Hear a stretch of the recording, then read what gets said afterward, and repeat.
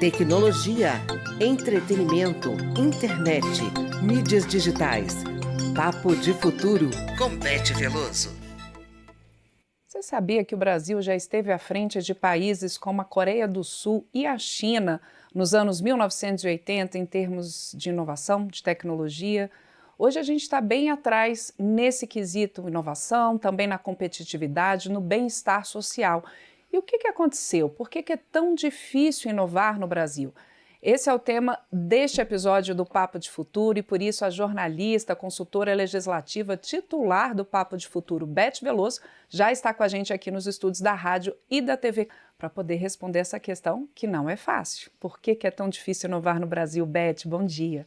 Bom dia, Ana Raquel. Esse é um assunto que é muito caro para mim. Eu comecei minha carreira profissional trabalhando no CNPq, no Conselho Nacional de Desenvolvimento Científico e Tecnológico, que financia as bolsas, né?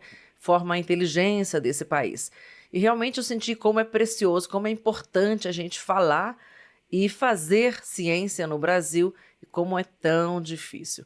Essa palavra inovação, eu diria que a inovação é o ponto final da ciência, da tecnologia, é a inovação. E como é uma palavra que soa muito estranha nesse nosso país, né? A gente não tem uma cultura enraizada para realmente criar coisas novas, objetos novos, integrar novas soluções para o mercado.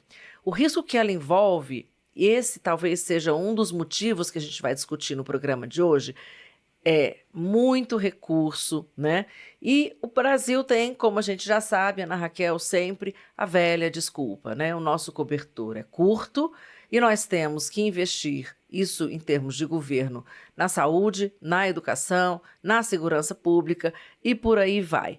Então, a gente vive um paradoxo quando a gente fala na necessidade realmente de criar coisas novas e acompanhar essa nova sociedade, que é uma sociedade extremamente criativa, né, extremamente voltada, dirigida pela tecnologia. Qual é esse paradoxo?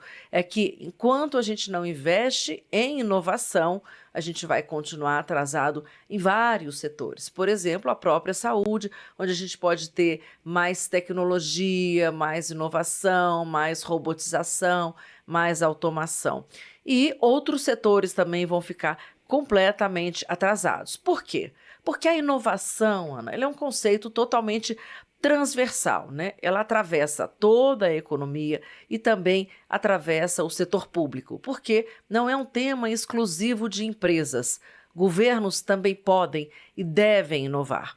O que falta no Brasil, além dos recursos, é estabilidade para que a gente possa realmente voltar os gestores públicos e os atores privados para o planejamento, para a execução de projetos de longo prazo, capazes de transformar essa inovação, esses recursos em crescimento econômico e crescimento social no Brasil. E para tratar desse tema e aprofundar, como a gente sempre faz aqui no Papo de Futuro, eu convidei o Álvaro Prata. Ele é presidente da Empresa Brasileira de Pesquisa e Inovação Industrial, Embrapi. Essa organização, Ana, ela tem mais de 2.200 empresas em milhares de projetos que discutem o entrave da inovação no Brasil. O Álvaro Prata, ele destaca, para resumir, 3 pontos principais que ele vê como problemas que a gente tem que enfrentar. Primeiro são políticas de longo prazo, que são um fato raro no Brasil. Segundo lugar, a questão da burocracia, a velha burocracia, que trava a agilidade necessária que a gente precisa para crescer. E em terceiro lugar, a falta de integração entre quem pesquisa e quem produz. Vamos ouvi-lo. É preciso que haja previsibilidade. Então, as políticas públicas, elas têm que estar direcionadas a longo prazo. Então, é preciso que a nação brasileira possa apontar direções e caminhar consistentemente naquela direção. Esse é um aspecto, a questão da previsibilidade. O outro aspecto é que a inovação demanda agilidade, demanda mudanças. Então, é preciso que haja um arcabouço legal, jurídico, que favoreça isso. É preciso que haja pouca burocracia, nas transformações. Então, nós precisamos melhorar todo aquele ambiente que permite que mudanças ocorram numa determinada direção. E o terceiro aspecto que eu destacaria é que, num país, sobretudo como o Brasil, você precisa que os entes que atuam na inovação eles possam estar interligados. Agora, uma coisa que chama a atenção, Beth, a gente é visto como um povo tão criativo, tão inventivo, e como é que a gente não está tão bem posicionado nesses rankings de inovação pelo mundo? Pois é, Ana Raquel, o Brasil já foi visto como um país que criava muito no software, na propaganda, em termos de soluções de todos os tipos, na comunicação. Enfim, um país que realmente de pessoas que se reinventam e se reinventavam o tempo todo, né? Os países que mais avançam, no entanto, tinham metas de longo prazo, e esse é um dos problemas do Brasil, né? As nossas soluções sempre sofrem um problema de continuidade. Então, se a gente percebe que bem-estar, que competitividade estão ligados à inovação, a gente realmente precisa de programas e precisa de políticas que durem décadas. Só que muda o governo e as políticas ou são descontinuadas, ou elas são enterradas, ou elas são questionadas, ou elas são colocadas num limbo. Por outro lado, a gente vê, por exemplo, o Bolsa Família, né? Ele é considerado um programa completamente inovador no mundo todo, que realmente teve impacto social tremendo, e as pesquisas, a academia mostra isso cientificamente. Mas, no entanto, a gente não dá valor a isso, a gente não consegue inovar a partir disso. Então, a gente acaba ficando, aos poucos, atrás de países como a Coreia, como a China, e a gente estava na frente, né? Se a gente associasse a esses programas bem-sucedidos, o próprio SUS, né? Esse programa de saúde universal, quer dizer, dizem que é o maior programa do mundo. Como é que a gente não tem a coragem de, a partir de programas tão exitosos, de tão grande escala? Eu estive com um amigo num hospital em Planaltina, público aqui em Brasília, e nosso atendimento foi assim, absolutamente relâmpago. Eu acho que nenhum hospital privado atenderia a gente com tanta cordialidade, com tanta eficiência, com tanta tranquilidade, com tanta rapidez. Então, a gente percebe realmente que os países que dão um passo além, né, apesar de não terem programas tão exitosos quanto o Brasil, é porque inovaram, né, não fizeram só o dever de casa do dia a dia. E qual foi o resultado, né? Um aumento brutal de renda per capita, né? Empregos de qualidade, indústrias globais, como a própria como a própria Coreia do Sul, que tem a Samsung. E a gente vai perdendo o timing disso tudo por falta de continuidade. Por exemplo, trazendo um dado aqui, segundo o Global Innovation Index de 2024, que é publicado pela Organização Mundial da Propriedade Intelectual, o IPO, que a gente chama, o Brasil ocupa o 50º lugar, posição, entre 133 economias avaliadas. Então, não é uma boa posição diante de um país que tem tantos recursos, né, inclusive naturais, que a gente tem essa fonte assim, inesgotável de recursos naturais, que o Brasil ocupa, então, nesse ranking, né, nesse ranking global. E é isso que o Álvaro Prata nos ensina, né, falando quais são os percalços dessa caminhada. Vamos ouvi-lo. Os países que hoje representam aquelas nações que mais avançam nessas novas tecnologias são aqueles que tiveram metas de longo prazo. Coreia do Sul é um exemplo, a China é um exemplo, os países da Escandinávia também são exemplos a serem considerados em outra escala, né? Então, se nós observarmos ali na década de 80, o Brasil estava na frente da Coreia do Sul, estava na frente da China, dois exemplos que eu dei, né? E olha o distanciamento que esses países estão em relação ao Brasil. E por que isso? Porque lá atrás, né, eles entenderam que a competitividade, a produtividade, a geração de riqueza e o bem-estar das pessoas está muito associado na capacidade do país de ter uma indústria competitiva, uma indústria que exporta, que gera empregos, que gera riqueza. Pois é, Beth. E aí, voltando até um pouco aqui do teu início, né, do teu comentário, a necessidade de projetos de longo prazo, a necessidade de você ter políticas públicas que coloquem metas e objetivos claros para essa inovação. Quem hoje financia a inovação no Brasil? É o setor público? É o setor privado? São os dois juntos? Ana Raquel, a inovação requer recursos, como a gente colocou, infraestrutura, né, pessoas qualificadas.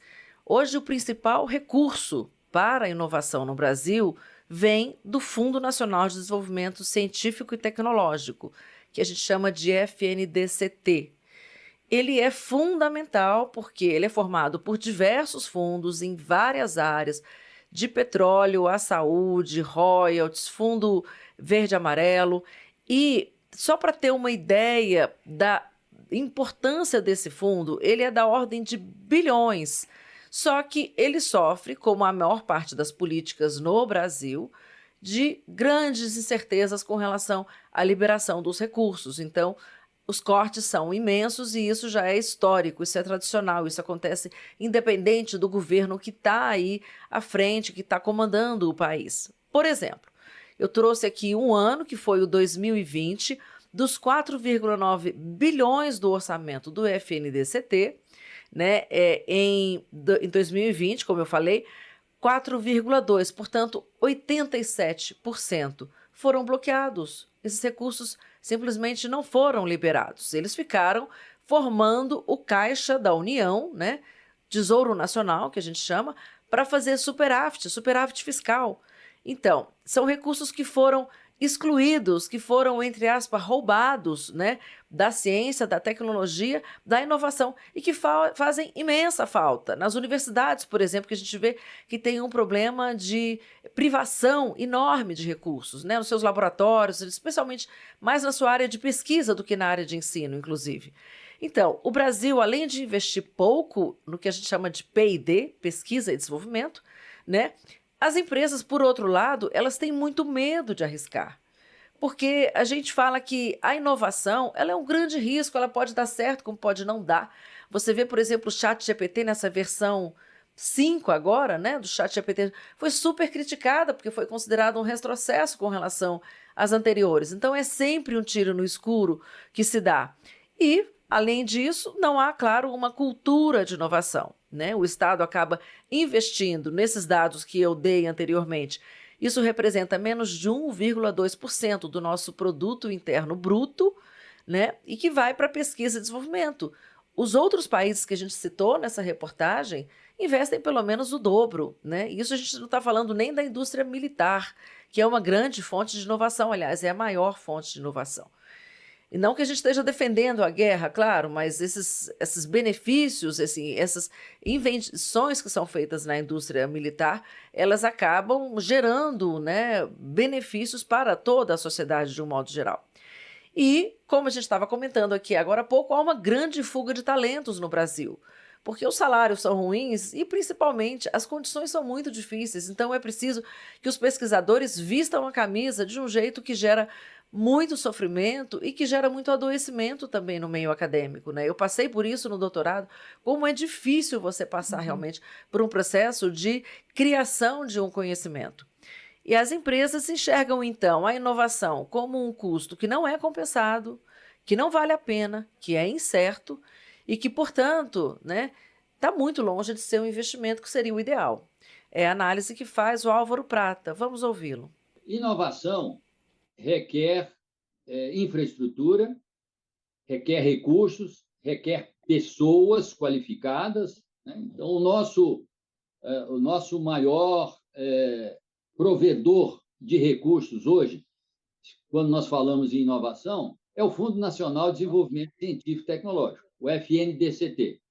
E há poucos dias atrás, nós corremos o risco de ter esses recursos bastante reduzidos, né, por demandas que ocorreram aí no Supremo Tribunal Federal, que foram resolvidas, mas sempre existe essa incerteza, né? Em outros momentos, recursos do FNDCT foram contingenciados. Então, não há essa disponibilidade perene de programas, recursos que possam ajudar a financiar as plataformas de inovação.